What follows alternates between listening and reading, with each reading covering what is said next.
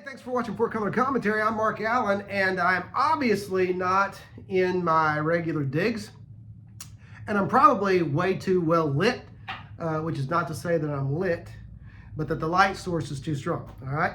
But I wanted to make sure that you've got a good shot of the comics that I'm going to share and the books.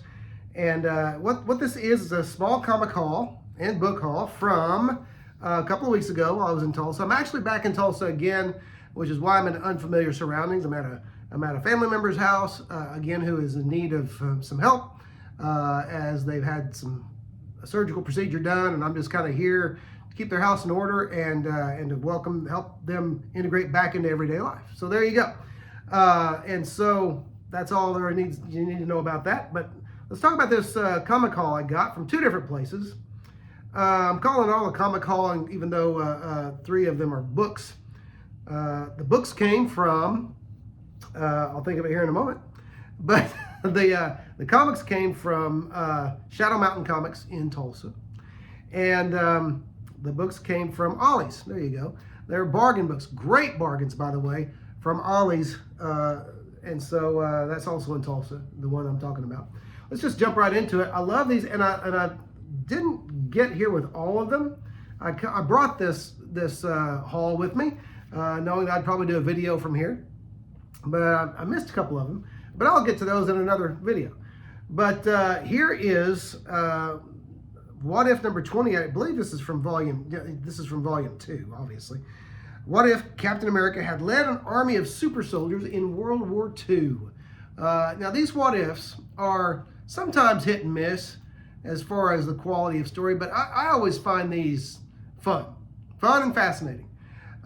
Because what if that was just one of the best ideas a comic company ever had? And you could say that DC started that with their imaginary stories, obviously. But Marvel just went ahead, I don't know where that came from. Marvel just went ahead and put their stamp on it by creating the long-lived series in several volumes, What If. And so, what if, the basic premise is, what if the professor, the scientist who created the super soldier serum, had not been killed? Many other super soldiers were produced, including many SHIELD agents, including Sergeant Fury Nick Fury and other well-known Dum-Dum and that kind of thing. And what if Captain America had led them in a battle? Okay, and you can imagine. I'm not going to give away what happens, but you can imagine. And it, doesn't always lead to a good place, these what-if stories, okay? Sounds like a good idea. Yeah, lots of super soldiers in World War II. Was it, though? But anyway, there you go. That's What If number 28 from What If Volume 2. What If Volume 2 number 29. This is part 2 of the same story, but it's a different premise. What if Captain America had formed the Avengers? Now, what you want to notice is that there's, the obviously different Avengers team almost all together as far as members. You do have Captain America, but then you have a black giant man, and you have an Iron Man with a Punisher symbol on his armor. You have a Wendigo. There's an interesting addition, and you have the Submariner, one of the first, one of the first villains or adversaries that the Avengers fought. So they are actually two parts of the same story, and it's a good story. It's lots of fun. So, these were dollar books, I should mention. Dollar books, all the comics were dollar books. And so great stuff there. Like I say, the What If is usually a moderate to good read, okay? Some of them are great, but they usually fall into the moderate to good in there. Usually most of them mean good, at least interesting. Another two-part another two-part Captain America story. This is from Captain America. I don't know if this is, hold on one second. Let me see. This might be Volume 2 as well. I think it is, but I just want to be sure.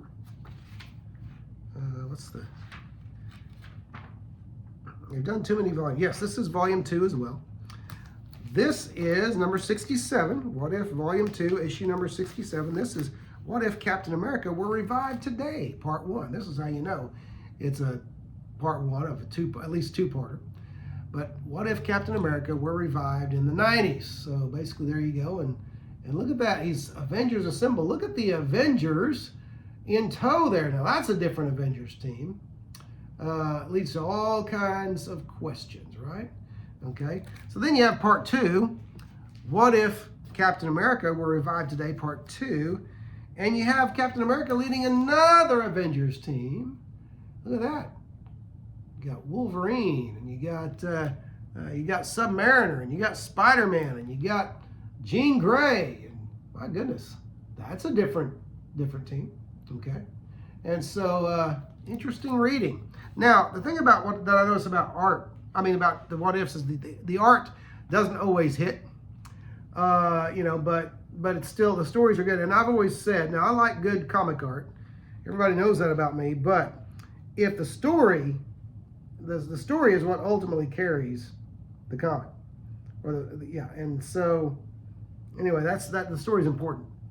Okay, so we have a what if here from 1995. I'm not sure what volume of what if we're on right now, because they started to do them just kind of sporadically, and I think they just do them as they please. But this is a good one because it's based on one of my all-time favorite Fantastic Four stories, which wasn't actually a Fantastic Four story.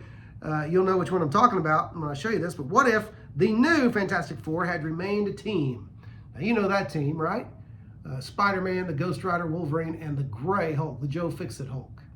And there was those 2 or 3 issues from the 90s where you had those characters famously penciled. I don't remember who wrote them. Famously penciled, however, by Arthur Adams. I've got those. And they're great fun. They're great fun. Well, this asks the question, what if that team remained the Fantastic Four? And of course, I'm not going to give away the story, but this is a fun story. Good story. Doesn't turn out the way you think, and that's all I'll say, but it's really quite good. And I enjoyed that. And it's not the first time I'd read that one before, but I like to read it from time to time. That one will actually probably stay in my collection since I like that version of the Fantastic Four. All right.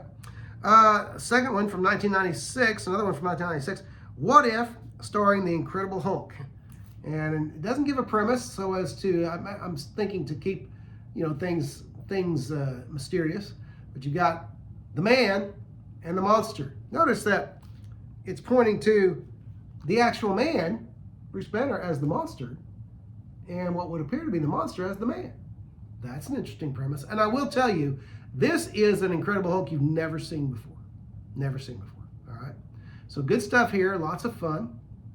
And worth a buck. Absolutely. Now, here's a few more. Got this. This is a Amazing Spider-Man variant from... Say, Mark, why do you do this all the time? Why don't you check this stuff before you get into it? Okay, from 2024, this is the Amazing Spider-Man number 50. This is a variant, and as I am a sucker for the Green Goblin and Spider-Man rivalry, or not rivalry, the conflict, and as I am a sucker for good John Romita Jr. covers, there you go. Number 50, that's a variant, John Romita Jr. variant. I have no idea how many variants he did, and I don't care because I got this for a buck. So I'll read it.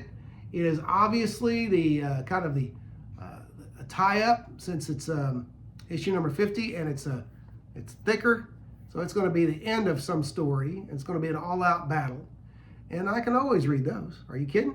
I can read those all day long. And let me see if I can tell you who the writer and artist are here. Writer Zeb Wells, and Ed McGuinness penciler. So hey, Ed McGuinness, you can't go wrong. Have a gander, all right? Have a gander. Good stuff, all right? So anyway, can't wait to read that. Those what ifs, I'll give it. I've already read, but they're good.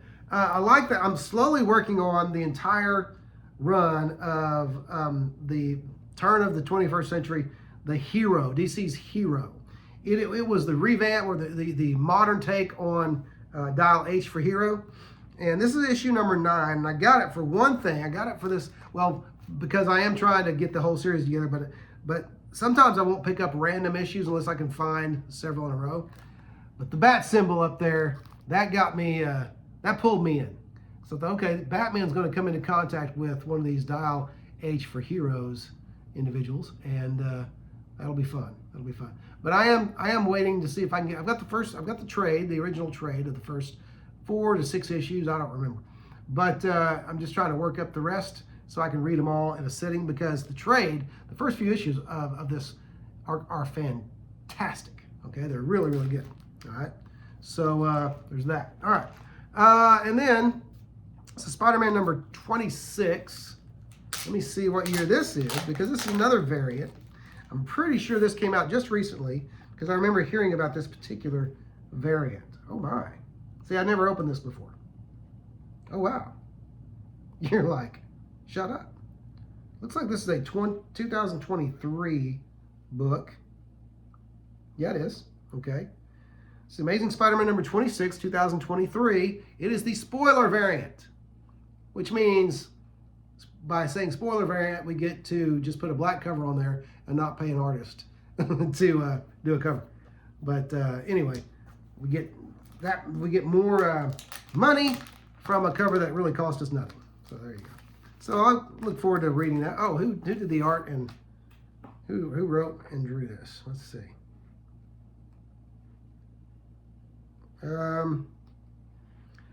Okay. Also, okay, Zeb Wells, writer, John Romita Jr., penciler. Okay. So again, you know, I like John Romita's art on most things, not on all things. Okay. So anyway, I won't show you the spoiler page. I won't show you the cover. Okay, because it's a spoiler. You know, it's got the original cover on the inside, but I'm not going to spoil that for you. Okay. So I got these 3 issues of Marvel Team Up. I guess this would be the second volume. No, it wouldn't, because this would be the Ultimate Marvel Universe Marvel Team Up, I believe. I think these are from 2005, and I got these for one reason. All 3 of these issues have Scott Collins artwork, and I like Scott Collins artwork, and you know, it helps. Scott Collins artwork is great for making a comic enjoyable. It's fun to look at. And Robert Kirkman is the writer. He's not a bad writer. So I got this issue number 6. It says a Captain America Black Widow story. All right. These are the only issues I could find with the Scott Collins art, and that is the sole reason why I bought him. But I've always liked he's got a very detailed style that kind of reminds me sometimes of the aforementioned Arthur Adams. Okay, that's just me. All right, this one also by Kirkman and Collins. So issue number 7. What was that? That was issue number 6. So they did get the. I'm missing a couple here because I had 8 and 9. Well, anyway, I'll show you these. This haul is not going well. All right, issue number 7, Spider-Man and Moon Knight. All right, great Collins cover. Great Collins cover. And then issue number 10, which I know I have 8 and 9 somewhere.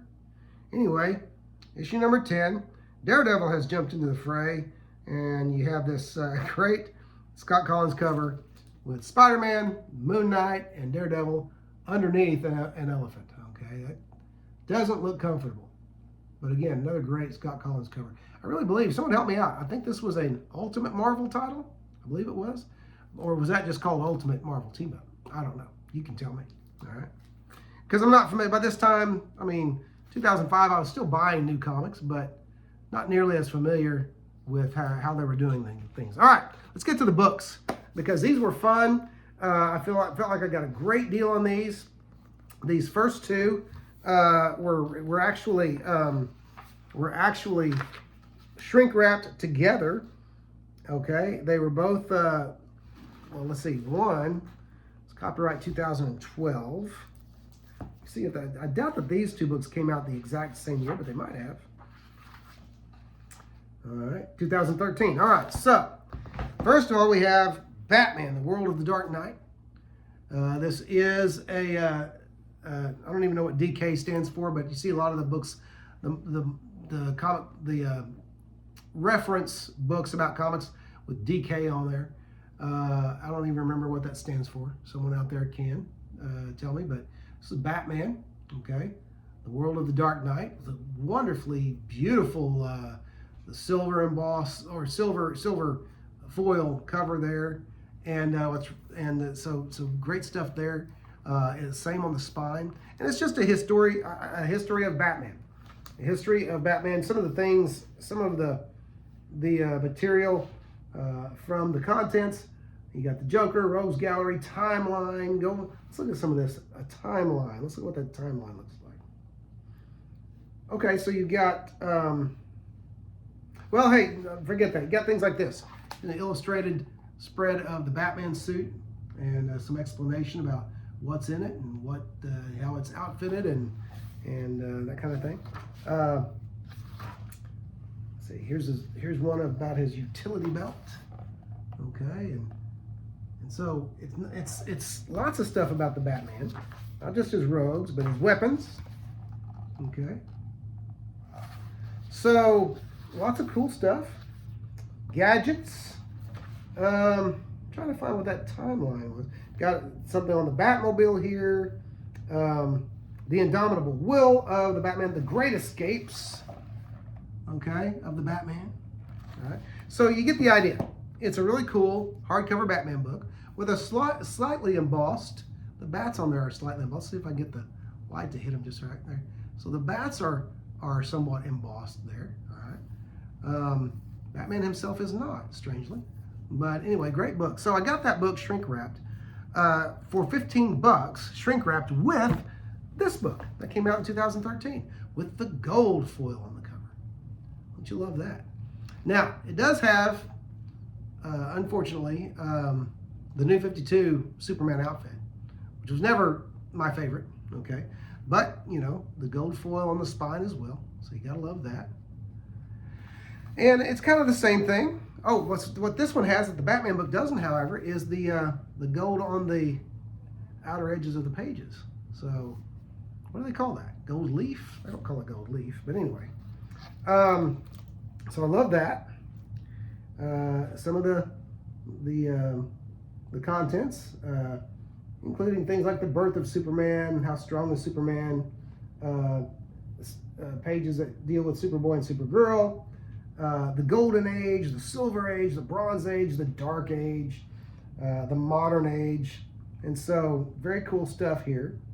Talks about, here's of course a page with Action Comics #1.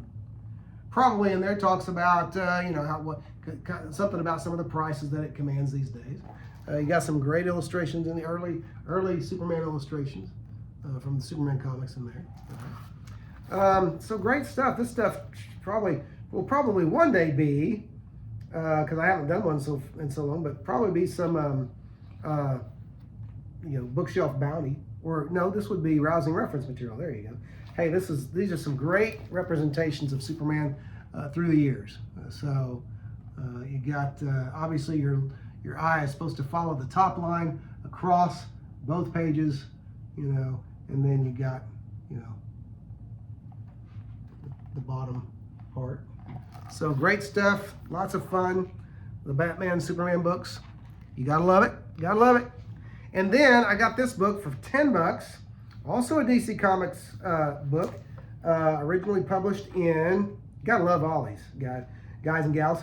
If you don't check out, if you've got a local Ollies and you haven't ever checked it out, man, check it out.